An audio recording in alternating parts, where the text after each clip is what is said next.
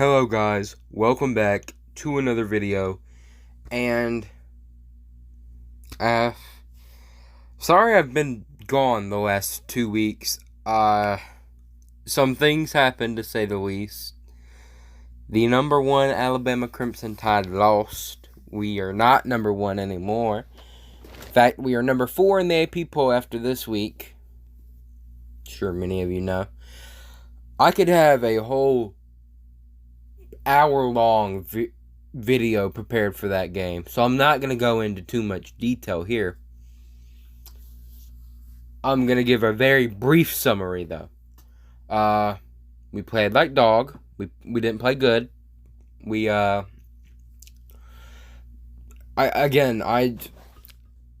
just didn't play good. The offense wasn't happening. We made too many mistakes. The interception on the goal line on 3rd and goal was very costly. The fumble on 4th and 1, I believe it was, by Robinson, or really it was a handoff from Young to Robinson that just went completely wrong. That was costly. We let them come back at the end of the game. I mean, we had the ball with 3 minutes to go, and we went 3 and out, and then we let them go down the field and throw a touchdown, and I knew at that point that it was not looking good for us, and we let them get the ball back and obviously go down there and get a field goal. And especially the defense played like trash, because if you watch any of the games prior to that, Calzada and the A&M offense was not good. To put it plainly, they weren't good. Calzada didn't even look like a D1 quarterback. Could barely complete a pass. And we made him look like the next Johnny Manziel. It was embarrassing. Especially that throw, he just hung up there. It was a terrible throw. Last throw of the game, I believe it was for him. Just let it hung up there, and if our guy turns around, he has an easy pick in his hands, and instead of that, he pushes the receiver and interferes. And the thing is, if he just turned around, it's an easy pick. It's unfortunate, and I'm sorry to have such a long intro talking about this, but when Alabama lost last weekend, I didn't talk about it, even though I should have. But I had pre-ACT this week, and I had to study for it, and all that, and don't even get me started. But, sorry for the extremely long intro. I just wanted to touch on that, because I know some people want to hear at least something from me on that. And my number one takeaway after that game is, 1, we need to play better, and 2, fire Pete Golding. I could go on an hours-long rant just about that. But I got to get into this video. I apologize. Okay. Recap of the week. Bama bounces back and beats Mississippi State 49-9. We played all right. I mean, we beat an SEC opponent by 40. You always love to see that. You can't complain too much. I think our defense gave up a little too much. And I think if this was a quality opponent, like, I don't know, Texas A&M, or Auburn, or Georgia, or Arkansas, or Oklahoma, or Cincinnati, or someone like that, and not Mississippi State, I think we could have been in some trouble. Because, to tell you the truth, I don't think we played that good on defense. Even though we did have 2 picks and a pick 6, they were both the quarterback's fault. It's not like we played outstanding coverage. Will Rogers, the Mississippi State quarterback, had an injured arm all game, and he threw so many of his balls late. But still, didn't give up a single touchdown, so I gotta give him some credit. Only give up 9 points. I think our offense looked good. I think Bryce still needs to improve. I love Bryce Young. I was his biggest hype man coming into the season, but he needs to improve. He needs to be a more accurate deep ball thrower. And he needs to get the ball out more on time, more quickly. Because our line's giving him all day to throw. Maybe not versus A&M. But in some of these games, our line is giving him all to throw. And he sits back there and just bounces around. The receivers need to get more separation. And I can nitpick all game. I sound like Saban here. I can nitpick all game. But we did bounce back, beat Mississippi State by 40, as we do. Next, UGA embarrassed Kentucky. They absolutely embarrassed them 30-13. This was a domination. I mean, Georgia is playing old school Alabama football right now. The type of football Georgia's playing is the type of Alabama football I miss. It's where you go down and you absolutely shut them down on defense. And then once you get the ball, you just run it down their throats. That's that 2015 and prior Alabama offense, Alabama playing style. And hey, I love our 2017 and our 2020 and our 2018 offenses and teams and play styles and all that. I think it's fun. It's electrifying, but I do miss that smash mouth classic Saban football. And hey, Kirby Smart's making it pull off at Georgia, at least for now. And they absolutely crushed Kentucky 30-13. Next, Purdue shocked number 2 Iowa 24-7. Not gonna lie, did not see this coming. I thought Iowa would get upset sometime in the season, but I didn't see it happening to Purdue at home for Iowa, and they got absolutely blown out 24-7. I mean, they did not look good. Of course they didn't.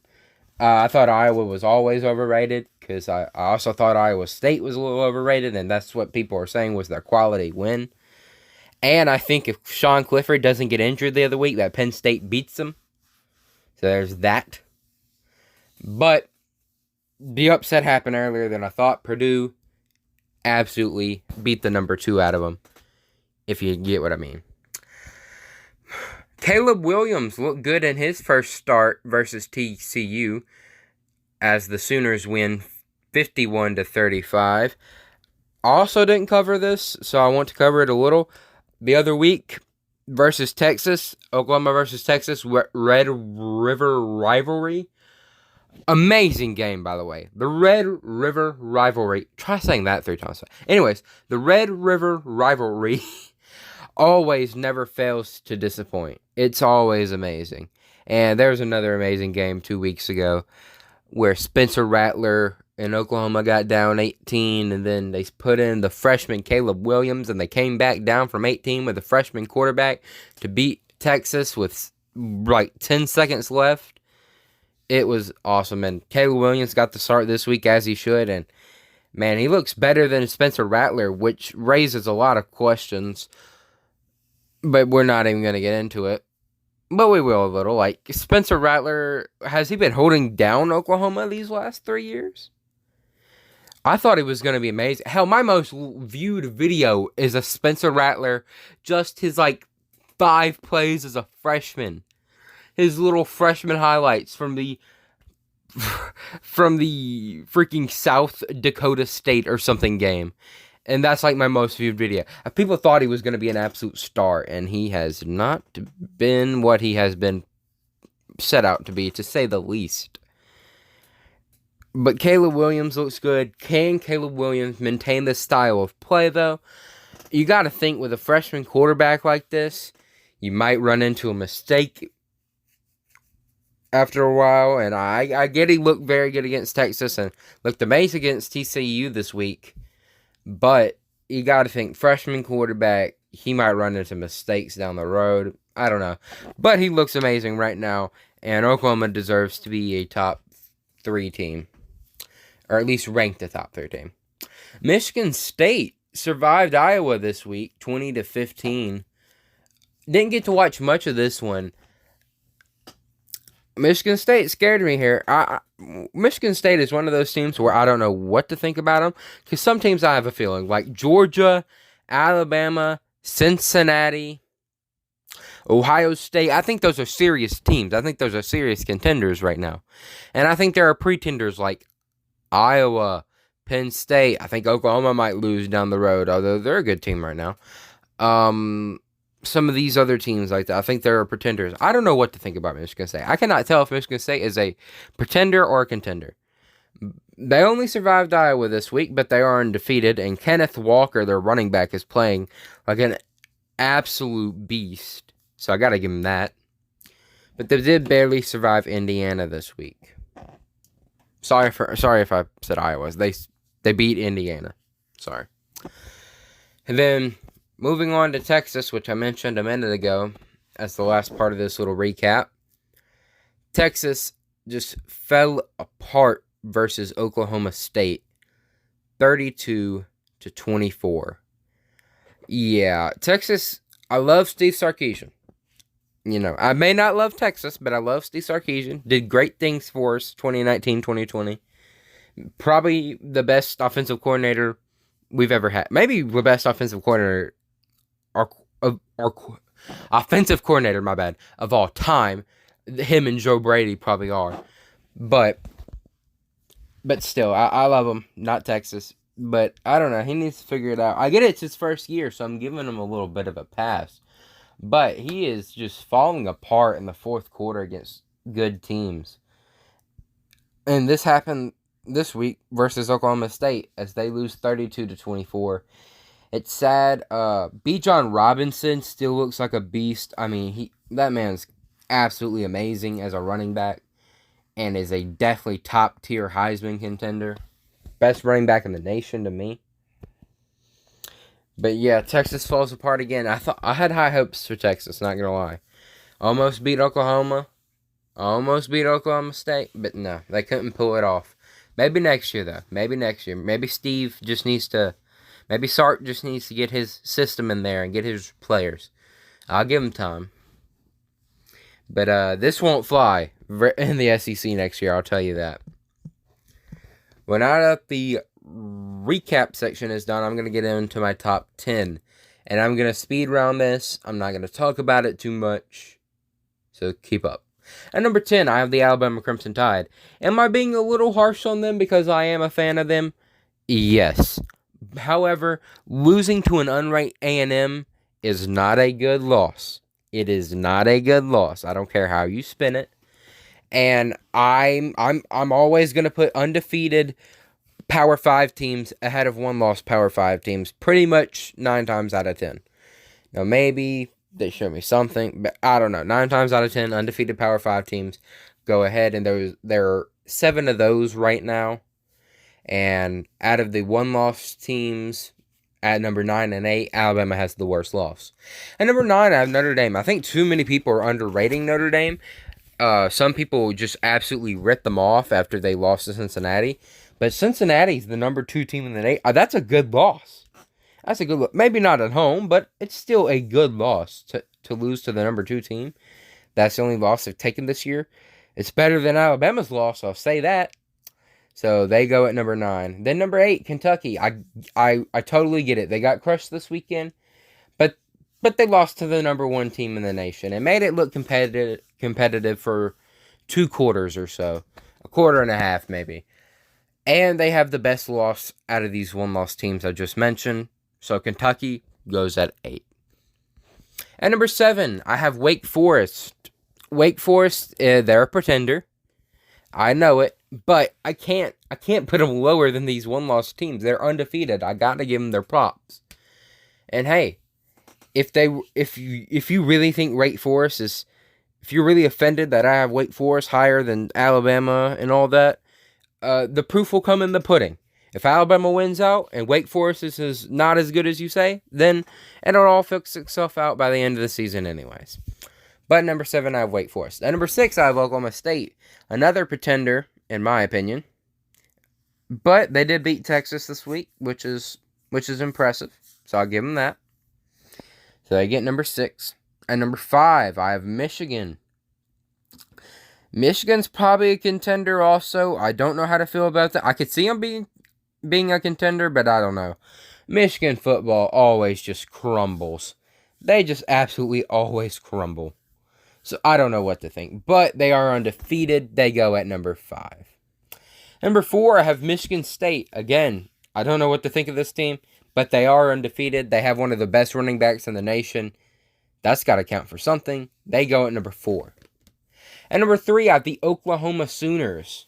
Again, I think they could lose down the road to a really, really good team. They probably should have lost to some really, really bad teams already. I mean, only beat West Virginia by 3, beat Tulane by 5, beat Texas by, 6 or 7? They're due for a loss anytime now. And like I said, with that freshman quarterback, he's liable to make a mistake. Which I will say, I did say the same thing about Trevor Lawrence, but I don't know if Kayla Williams is Trevor Lawrence. I'll put it like that. And then the top 2 should be obvious. At number 2, I have Cincinnati. I've been high on them all year, which is very unexpected from me because I'm usually not high on group of 5 teams. But Cincinnati has been playing absolutely amazing football this year. Jerome Ford, the Cincinnati running back transfer from Alabama, man, did I wish we had him right now because he looks just amazing. Desmond Ridder is a top-tier Heisman candidate and is a great leader of that football team. And Cincinnati is just one of the most complete teams in the nation. And then at number 1, I have the Georgia Bulldogs, obviously number 1 team. And I picked them pretty much against every team in the nation but Alabama. And part of that's bias and part of that's me watching past football games. But I'd pick them over every single other team, maybe Alabama. And if they played Alabama, I'm picking Alabama, but I'd pick Bama by like a point. And I don't know. If Bama keeps playing like trash, that statement may not hold. So don't get too attached to that. But that's my top 10. I'm going to go through it one more time. 10 Alabama, 9 Notre Dame, 8 Kentucky, 7 Wake Forest, 6 Oklahoma State, 5 Michigan, 4 Michigan State, 3 Oklahoma, 2 Cincinnati, and number 1 Georgia Bulldogs. So that was my top 10 and my recap of this past week. Again, sorry I've missed these last 2 weeks. I'm sorry. And one more thing before I go. I know I already started the outro, but I don't care. I didn't get to talk about that Ole Miss Tennessee game. Wow, what I don't even know I don't even have words for that. This could take up another whole video, but it was absolutely insane. Let me give you a little recap if you didn't watch this game. So it's a tight ball game, 31-26. On third down, Matt Corral rolls out, trying to avoid the sack, throws. Boom, Matt Corral throws his first interception of the year, giving Tennessee life in a 31-26 football game at this point. Tennessee, with the ball, gets to a 4th and very long, and they throw it over the middle to the tight end, who extends. Did he get it? I thought he got it, but the ref spot him just an inch short. Just an inch short. And Tennessee fans do not like this. So with about 56 seconds left in the game, all hell breaks loose. Tennessee fans throw everything they have on the field. An entire mustard bottle, beer cans, water bottles, pizza boxes. They even threw a golf ball at Lane Kiffin, who, I think it missed him, but he kept the golf ball. So that's something. And then the band was running off of the field. The cheerleaders had to protect themselves with their little signs. It was just a catastrophe. And it paused the game for like 20 minutes. It was terrible. And then, as the cops are telling Tennessee fans to leave because they're throwing too much stuff, Tennessee, with all 3 of their timeouts, stops Ole Miss and has to punt it back to them. And on the punt return, they get across the 50 and they have around 20 seconds. Tennessee fans start piling back in the stadium as they realize, oh shoot, we actually have a chance to win this. They get to around the 20-yard line and then boom, Hooker, their starting quarterback, goes down. So they have to put in Joe Milton, the quarterback they originally had to start the season, but bench for Hooker has to come in. And with 3 seconds left, he snaps it, and in a very dumb move, runs it to about the 7-yard line. I guess he didn't realize there were only 3 seconds left on the clock. I have no idea. Dumb move by him nonetheless, though. But it was an absolutely crazy game. And it was also funny to hear Lane Kiffin recap it. But that was my recap of this past week. Sorry, this is, one, a long video, and two, I didn't cover the past 2 weeks. I've already said sorry for that, but it was probably the craziest week in college football that I can remember. Or one of the craziest at the very least. And I didn't cover it, so I do apologize for that. And if you really do want an Alabama A&M rant, let me know, because I will post an Alabama A&M rant on like a second channel. Do not get me twisted. If you all want that, I will have it. Because I could go on a rant. I could go on a very big rant. But that's not the point. It's not the time. Not the time. This video is already 20 plus minutes. So, if I can complete this outro, I'll be gone.